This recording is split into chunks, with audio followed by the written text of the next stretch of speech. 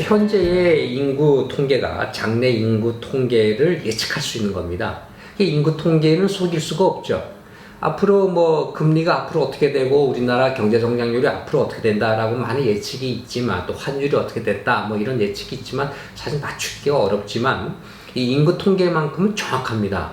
현재 인구 통계가 정해져 있기 때문에요, 5년, 20년 후의 인구 통계는 그대로 반영이 되는 것입니다.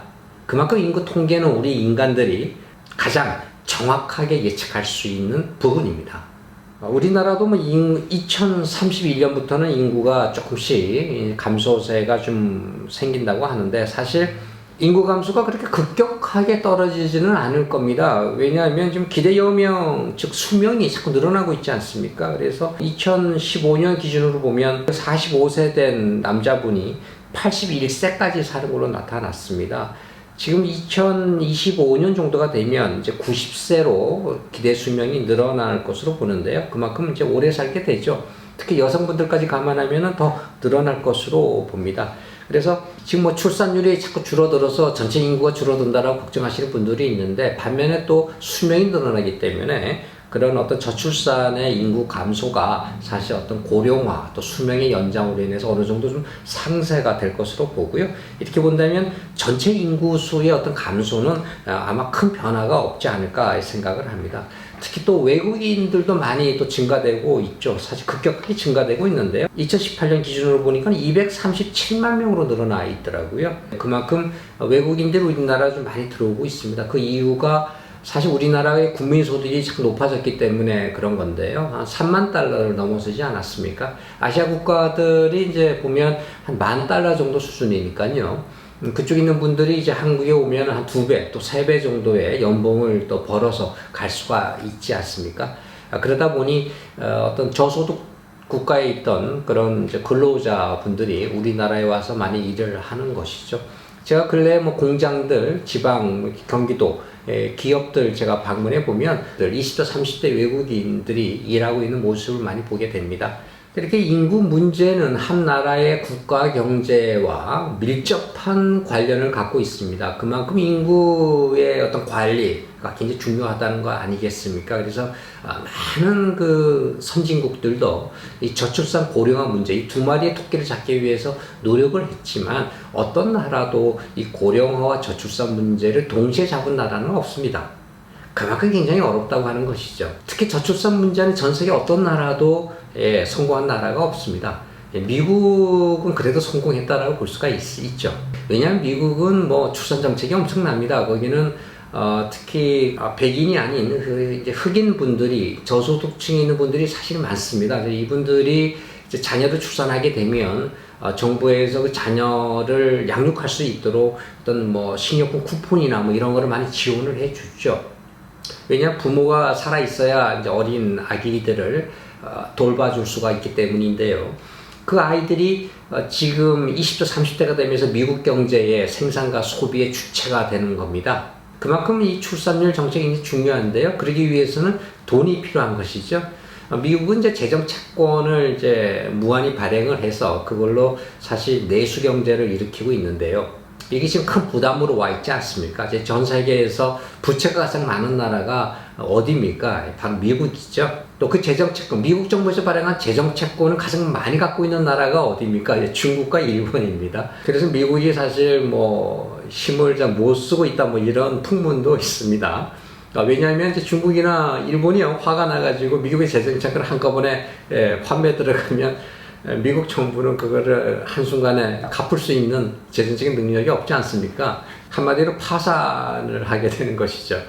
뭐 그런 일은 벌어지지 않겠지만요. 그만큼 미국의 재정채권을 그만큼 많이 발행을 해서 그 돈으로 미국 경제를 여기까지 온 겁니다. 그래서 이제 우리나라가 2025년이 되면 아마 초고령사에 진입하게 되면 그때부터 본격적으로 우리나라 경제에 끼치는 영향이 아마 클 것으로 저는 생각하는데요. 뭐 가랑비에 옷 젖듯이 아마 그때 가야 우리가 정말 경제가 이렇게 어려워졌구나 하는 것을 피부로 확 느끼지 않을까 생각합니다. 지금 뭐 맛집들 제가 방문하면 아직도 줄 서 있고요. 장사가 그나마 됩니다. 그러나 한 2025년 정도가 지나고 나면 아마 많은 빌딩들에 달려있는 간판들의 절반 정도가 다 아마 내려오지 않을까 생각을 하는데요. 뭐 가까운 일본이나 또 전 세계 선진국들 가보면 뭐 한 블럭 이렇게 큰 도로변에서 한 블럭 들어가면 거의 뭐 간판이 없죠. 그만큼 이 고령화 저출산으로 인해서 소비 인구가 급격하게 줄어든 이유입니다. 지금 우리 뭐 중소도시 가보면 뭐 장사가 잘 되든 안 되든 그래도 간판은 붙어 있습니다. 그러나 앞으로 2020년, 2030년 정도가 되면 그런 빌딩에 붙어 있는 건물 상가에 붙어 있는 이런 간판들이 많이 없어질 것이다. 저는 이렇게 항상 예측을 하고 있는데요. 거기에 대한 준비 우리가 좀 해야 됩니다. 사실 미국은 생산 가능 인구가 이 그래프 보시다시피 2010년부터 이제 본격적으로 접어들었고요. 또 독일 같은 나라는 1990년대부터 이렇게 줄어들었습니다. 일본은 마찬가지로 1990년대부터 생산 가능 인구가 이제 급격하게 줄어들기 시작을 했고요. 우리나라는 그나마 생산 가능 인구의 감소가 그나마 늦은 겁니다, 상당히. 그래서 이 선진국들이 생산 가능 인구가 급격하게 줄어든 나라 보면 이 노동 인력의 부족에 시달립니다. 아시다시피 일본이나 뭐 독일이나 이런 나라들 예전에 뭐 고등학교만 졸업해도 사실 취직이 잘 되죠. 기술만 하나 있으면은 연수입이 한 1억 이상 정도 됩니다.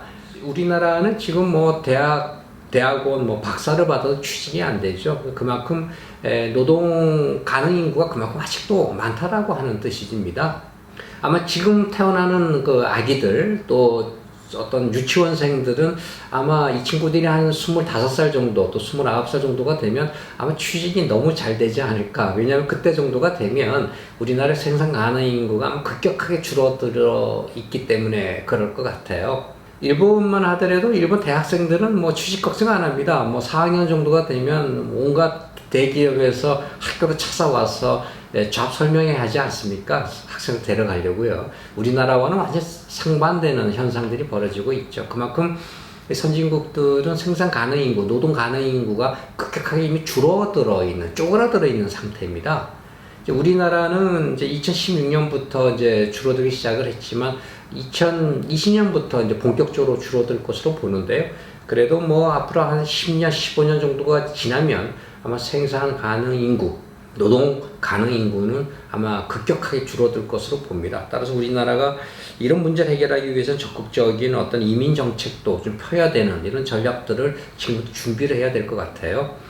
그 일본이나 우리 대한민국이 갖고 있는 공통점이 뭡니까? 외국인에 대한 어떤 반감, 또 거부감 이런 것들이 사실 상당히 심각하다는 것이죠. 일본은 전 세계에서 20년간의 경제 침체를 겪은 나라입니다. 그 이유가 유독 그 이민 정책과 또 출산 정책에 실패를 해서 그런 거죠. 미국이나 영국이나 프랑스나 뭐 이런 나라들은 그나마 적극적인 이민 정책을 써서 외국인들을 받아들였기 때문에 그 외국인들이 젊은 외국인들이 자국에 들어와서 생산하고 소비하고 이런 어떤 활동을 해주다 보니까 경제가 그나마 굴러가는 겁니다. 이제 일본 같은 경우에는 아직도 뭐 외국인들에 대한 어떤 허용 법안이 아직 통과되지 않고 있지 않습니까? 뭐 우리나라도 사실 뭐 아파트 아래 유층에 좀 파키스탄 뭐 이런 뭐 분들이 와서 사는 거를 그렇게 달갑게 생각하지는 않는 것 같습니다. 우리나라도 외국인을 보는, 외국인 근로자를 보는 어떤 시각들이 좀 많이 좀 개방화돼야 되지 않을까 이런 생각도 조금 해봅니다.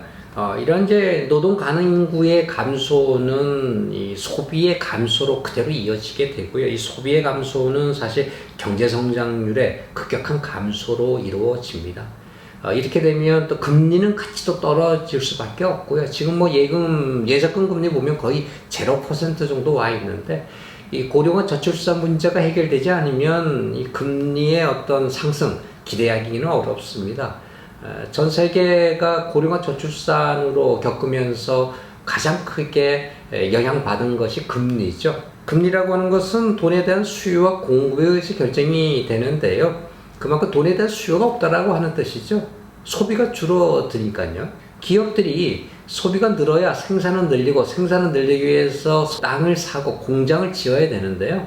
그만한 어떤 생산 설비가 필요 없지 않습니까? 오히려 생산 설비를 줄여야 되는 거니까 9공장, 8공장, 7공장을 지금 가동을 중지를 해야 되는 상황 아니겠습니까? 그만큼 소비의 급감이 그 나라 경제에 끼치는 영향이 큰데요. 특히 금리에 끼치는 영향은 엄청난 겁니다. 이런 어떤 인구 통계가 이제 어떤 금리라든가 또 부동산 시장에 직격탄을 주는데요. 밀접한 관련이 있는데 앞으로 이런 인구 통계가 우리 그 금리라든가 또 우리가 갖고 있는 아파트 시장, 땅, 상가 뭐 이런 부동산에 또 어떤 영향을 주는지 한번 다음 시간에 우리 깊이 있게 좀 공부하는 시간을 갖도록 하겠습니다. 인구 통계가 또 한편으로는 이제 도시의 또 집중화, 또 소득의 양극화 이런 현상들이 또 벌어지게 되는데요. 물론 부동산 시장에서도 또 양극화 현상이 점점 아마 치열하게 벌어질 것으로 생각을 합니다. 이런 부분들을 우리가 다음 시간에 좀 깊이 있게 다뤄보는 시간을 갖도록 하겠습니다. 또 좋아요와 구독 눌러주시면 또 좋은 정보를 갖고 다음 시간에 다시 찾아뵙겠습니다. 감사합니다.